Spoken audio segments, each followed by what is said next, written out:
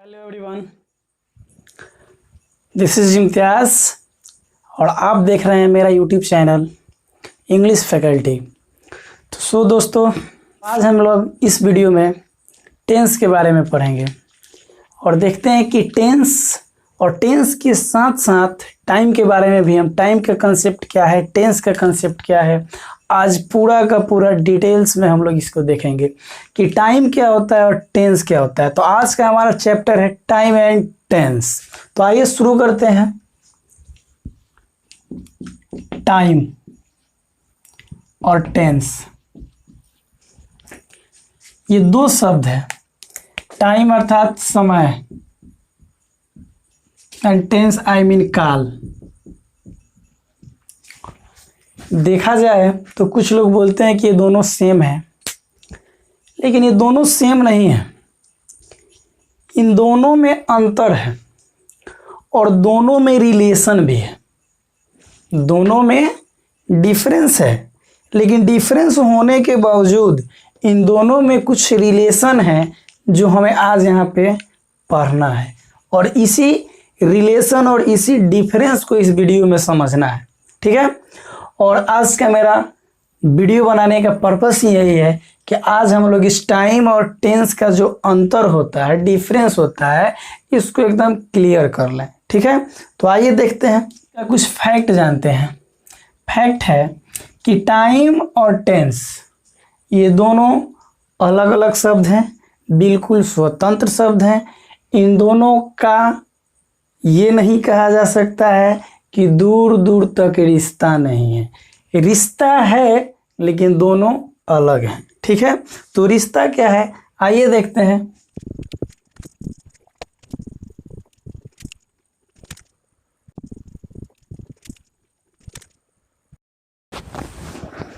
Time और tense दोनों में अंतर भी है और संबंध भी है। देखिए, जैसे टाइम के बारे में बताया गया है कि time is a non grammatical term. जो आपका टाइम है, जो आपका समय है, ये एक नॉन ग्रामेटिकल टर्म है। इसका व्याकरण से कोई लेना देना नहीं है। समय का व्याकरण से कोई रिश्ता नहीं है, दूर दूर तक रिश्ता नहीं है, ऐसा कह सकते हैं। ठीक है। दूसरा है कि यह डिक्शनरी का एक सामान्य शब्द है, नॉर्मल शब्द है, जिसका मतलब होता है समय। ठीक है। इससे गुजरने वाले डेज, मंथ्स एंड ईयर्स यानी दिन, महीना और वर्षों का बोध होता है।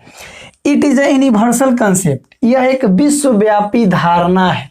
समय एक विश्वव्यापी धारणा है। लोग इसे मान चुके हैं। लोग इसको मतलब इंसान का जब से जन्म हुआ, जब से समझदारी हुई, तब से इन्होंने मान लिया है कि जो बीत गया, जो बीता हुआ समय उसे हम पास्ट कहते हैं, जो अभी चल रहा है वो प्रेजेंट है, जो आने वाला समय है वो मेरा फ्यूचर है।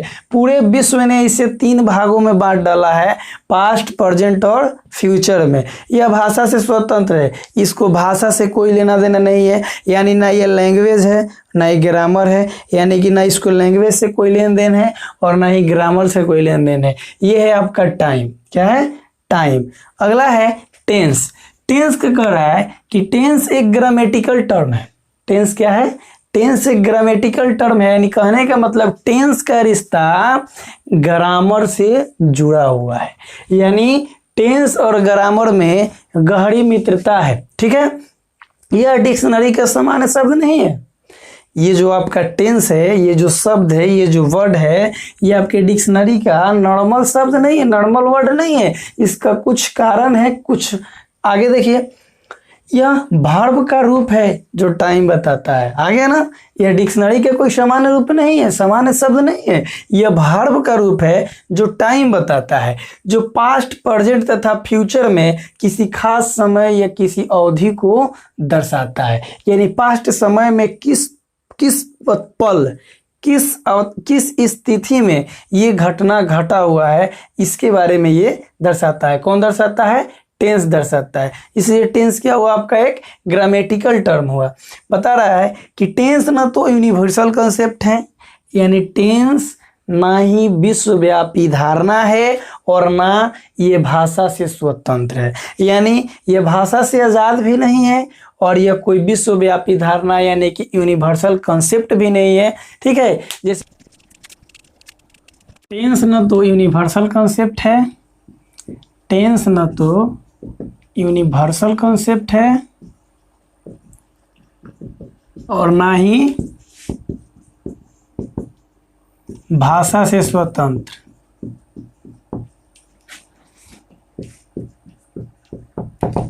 इस बात को हम लोग प्रूफ करेंगे। टेंस ना तो यूनिवर्सल कॉन्सेप्ट है और ना ही भाषा से स्वतंत्र है, यानी टेंस को देखा जाए तो भिन्न भिन्न भाषा में भिन्न भिन्न हो सकता है। जैसे हिंदी और अंग्रेजी भाषा को ले लीजिए। हिंदी का बताता है, पहचान में हम लोग पढ़ते हैं, बचपन से पढ़ते आ रहे हैं 5th क्लास से, कि गा, गे, गी इत्यादि रहे तो उसे हम क्या कहते हैं, फ्यूचर टेंस कहते हैं। किसी भी सेंटेंस के अंत में गागे गया है तो उसे हम फ्यूचर टेंस कहते हैं। ठीक है, जैसे जाएगा या जाएगी या जाएंगे, ऐसा कुछ कंसेप्ट दिखता है। जैसे राम बाजार जाएगा, हम लोग परीक्षा देने जाएंगे, तो इस प्रकार का सेंटेंस हमें दिखता है तो हमें लगता है कि ये फ्यूचर टेंस है। लेकिन क्या आपको इंग्लिश में ऐसा कुछ दिखता है? हिंदी में तो दिखा, लेकिन क्या आपको इंग्लिश में ऐसा कुछ दिखता है? इंग्लिश में इसकी कोई पहचान नहीं होती है। कैसे? क्योंकि टेंस किसे कहते हैं, तो क्रिया के अलग अलग रूपों का अध्ययन ही टेंस कहलाता है। ठीक है, तो क्रिया का अलग अलग रूप कितना होता है? 5 ही तो होता है, यही ना होता है, V1, V2, V3, V4 और V5। तो बताइए, ये आपका जो V1 है ये प्रेजेंट है ना, और V5 भी आपका प्रेजेंट है। अंतर क्या है कि ये प्रेजेंट का सिंगुलर है और ये प्रेजेंट का प्लूरल है। ठीक है, ये जो आपका V2 होता है ये पास्ट है। अब ये पास्ट का सिंगुलर भी है, प्लूरल भी है। ये V3 जो है ये आपका परफेक्ट है और V4 जो है ये आपका कंटिन्यूअस है। ठीक है, ये परफेक्ट है, ये कंटिन्यूअस है। प्रेजेंट मिला, पास्ट मिला, परफेक्ट मिला, कंटिन्यूअस मिला, फिर प्रेजेंट मिला। ये 5 रूप होता है। इसमें कहीं आपको फ्यूचर दिखा? नहीं दिखा। यानी हिंदी में है, इंग्लिश में नहीं है। यानी इस तरह से कहा जा सकता है कि हिंदी में फ्यूचर टेंस होता है लेकिन इंग्लिश में नहीं होता है। यही कारण है कि मॉडर्न ग्रामर में अब सिद्ध कर दिया गया है, प्रूफ किया गया है, या कुछ लोग का मान्यता है कि टेंस जो है हमारा वो 2 ही होता है। कितना होता है? 2 ही होता है। एक प्रेजेंट होता है और दूसरा पास्ट होता है। ठीक है, किसके कारण? तो इसी अवधारणा के कारण, क्योंकि ये जो आपका टेंस है ये यूनिवर्सल कंसेप्ट नहीं है और ना ही ये भाषा से स्वतंत्र है।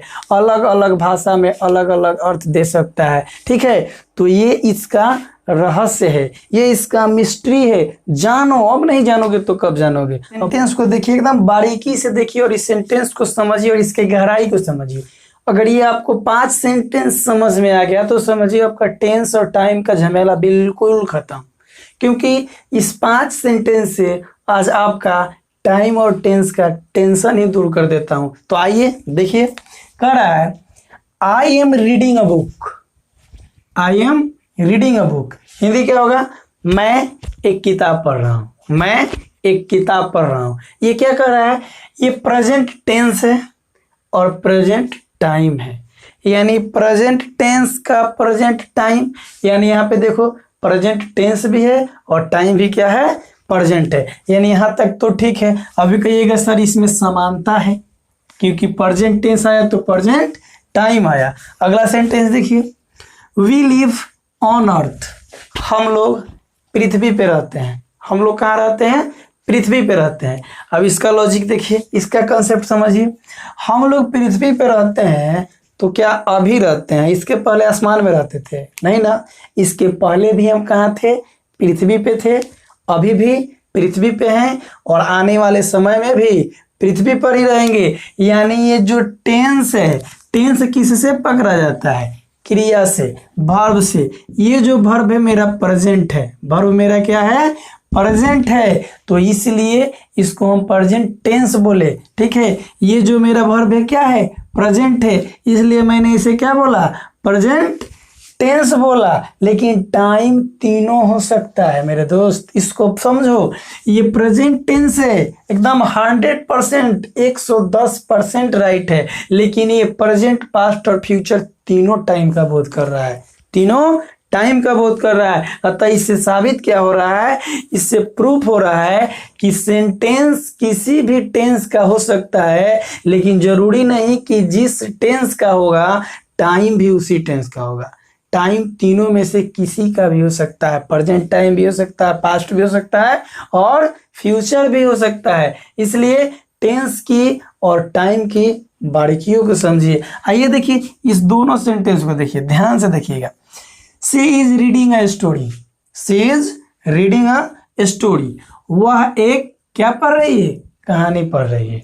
वह एक कहानी पढ़ रही है, वह एक कहानी पढ़ रही है, यानी वह पढ़ रही है, कहानी पढ़ रही है। टेंस क्या है, वर्ब क्या है, प्रेजेंट का है, तो प्रेजेंट टेंस हुआ, और समय भी क्या है, अभी का बता रहा है, यानी कि प्रेजेंट टेंस प्रेजेंट टाइम। इस सेंटेंस क्या बोध किया, तो प्रेजेंट टेंस को डिनोट किया और प्रेजेंट टाइम को भी डिनोट किया। लेकिन अगला सेंटेंस देखिए, लिखा है Meera is going to buy a car. Meera जा रही है, मीरा जा रही है एक कार खरीदने। मीरा जा रही है एक कार को खरीदने, यानी मीरा चल दी है, मीरा तैयार है। ये प्रेजेंट टेंस है, यानी कि प्रेजेंट टेंस है, लेकिन इसमें कौन सा टाइम का बोध हुआ है, फ्यूचर टाइम का बोध हुआ है। अभी उसने कार लिया नहीं है, बल्कि लेने के लिए जा रही है, यानी कि प्रेजेंट टेंस में फ्यूचर टाइम का बोध हुआ, प्रेजेंट टेंस में फ्यूचर टाइम का बोध हुआ। अगला सेंटेंस देखिए, I had no money yesterday. मेरे पास कल पैसा नहीं था, मेरे पास कल पैसा नहीं था, यानी टेंस भी पास्ट, टाइम भी पास्ट, क्योंकि पैसा कब नहीं था, कल नहीं था, कल तो बीत गया। लेकिन अगला सेंटेंस देखिए, बोल रहा है if I had money now. यदि मेरे पास अभी पैसा होता, आई वुड हेल्प यू, तो मैं तुम्हारा मदद करता। अब देखिए कितना बेहतरीन बात है। If I had money now, यदि मेरे पास पैसा होता, आई वुड हेल्प यू, यानी टेंस क्या है, वहां पे आइए, टेंस आपका क्या है, पास्ट का है, लेकिन टाइम क्या दिखा रहा है, प्रेजेंट का। यदि मेरे पास पैसा होता, अभी नहीं है, अगर होता तो मैं तुम्हारा मदद करता, यानी ये प्रेजेंट है, यानी कि पास्ट टेंस में प्रेजेंट टाइम का बोध हुआ। यानी आप ये नहीं कह सकते हैं कि ये टेंस प्रेजेंट का है तो टाइम भी प्रेजेंट होगा, टेंस पास्ट का है तो टाइम भी पास्ट होगा। ऐसा नहीं होता है मेरे दोस्त, टाइम बदल सकता है, टाइम बदल सकता है, टेंस कोई एक ही होगा, टेंस कोई एक ही होगा, लेकिन टाइम अलग अलग हो सकता है। अभी आपने यहाँ पे देखा, वी लिव ऑन अर्थ, हम लोग पृथ्वी पे रहते हैं, पहले भी रहते थे, अभी भी रहते हैं, आने वाले समय में भी रहेंगे, यानी ये प्रेजेंट पास्ट फ्यूचर तीनों टाइम के लिए। लेकिन टेंस कौन सा है, प्रेजेंट है, प्रेजेंट है ना, यानी हमें क्रिया के रूपों का बहुत ही बारीकी से अध्ययन करना पड़ेगा, और अध्ययन तो करना ही पड़ेगा, क्योंकि हम लोग जो चैप्टर शुरू किए हैं, ये चैप्टर पूरे ग्रामर का रीढ़ का हड्डी है। रीढ़ का हड्डी समझते हैं ना, यानी tense is a backbone of English grammar. यूं समझ लो कि जो टेंस है वो अंग्रेजी व्याकरण का रीढ़ का हड्डी है। सपोज कीजिए अगर किसी व्यक्ति का रीढ़ का हड्डी ना हो तो क्या वो खड़ा रह पाएगा, नहीं ना। तो जिस व्यक्ति के पास, जिस स्टूडेंट्स के पास टेंस की नॉलेज ना हो, समझो उसके इंग्लिश का क्या दशा होगा। हाँ, हम उम्मीद करते हैं कि मेरे प्यारे स्टूडेंट्स, आप सभी को अब टाइम और टेंस में कोई भी दुविधा नहीं होगा। मुझे ऐसा विश्वास है, पूर्ण विश्वास है। लेकिन इस विश्वास को हकीकत में बदलने के लिए प्लीज़ आप लोग कमेंट करें, लाइक करें और शेयर करें, और कमेंट करके बताइए, तब मैं इसका नेक्स्ट वीडियो डालूंगा जो इसमें रूल्स, स्ट्रक्चर्स, सेंटेंसेस बनाएंगे हम लोग इसमें, ठीक है। और कुछ एक्सरसाइज दिया जाएगा, एक्सरसाइज किया जाएगा, और आप लोग की जो भी समस्या हो उसका निदान किया जाएगा, हल किया जाएगा।